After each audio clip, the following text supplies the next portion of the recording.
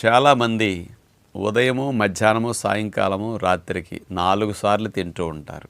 ఇవన్నీ అఫీషియల్‌గా. ఇక అనఫీషియల్‌గా మధ్య మధ్యలో ఏదో ఒకటి ఆడిస్తూ ఉంటారు.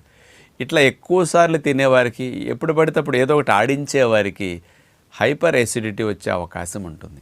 ఎందుకంటే మీరు ఆహారం తిన్న తర్వాత దాన్ని అరిగించడానికి మన పొట్టలో హైడ్రోక్లోరిక్ యాసిడ్, ఘాటైన స్ట్రాంగ్ యాసిడ్ తయారవుతుంది. ఆ యాసిడ్ ఘాటుకి మెతుకుల ముక్కల పిండి అయిపోయి అరిగి కొద్దిగా కిందకి వెళ్ళిపోదామన్నప్పుడు మళ్ళీ ఇంకోటి పడుతుంది. మళ్ళీ దాన్ని గంటన్నర 2 గంటలు అరిగించి కిందకి పంపేలోపు మళ్ళీ ఇంకోటి.